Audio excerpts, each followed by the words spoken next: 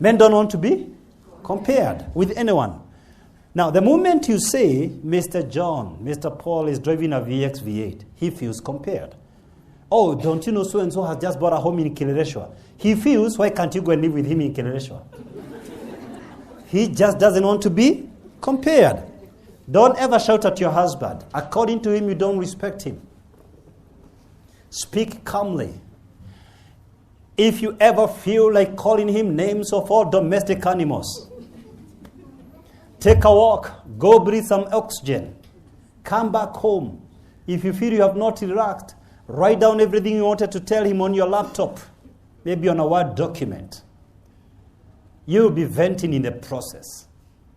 Once the steams come down, delete that document. Scripture says we should not keep a record of wrongs.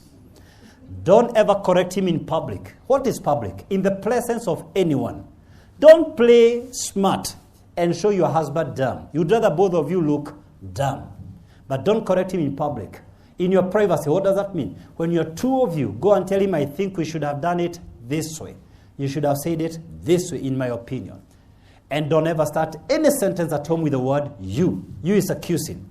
Always start with the word I think, I feel. Every time you start a statement with the word I, you already neutralize any anger. Now, consult, inform him. Now, I did not write this bullet for each one of you. This bullet is specifically for women from Muranga. Those who buy secret plots. They have an out scheme just in case it doesn't work. Then I have some plot somewhere in Kitengela and Siokemau. And they know themselves. And their laughter can already betray them. The moment your husband discovers you have one or two secret plots or accounts, then definitely you have sent a strong signal. You have no faith in posterity together. And he feels dishonored. He feels disrespected. Truth be told, a number of you are in that cage. And I'm going to flash it before I finish because we've got to give you a solution. I know for a fact there are many people here with secret accounts. We've got to deal with it tonight. That's the reason you came here. Because the knowledge of the truth sets free. Don't discuss your marriage issues. A lot of women will spend a lot of time discussing their husbands with no salary from BBC. You have not been commissioned officially. What you have never realized, every time you discuss with another woman and she spends time encouraging you to discuss, that woman hates you.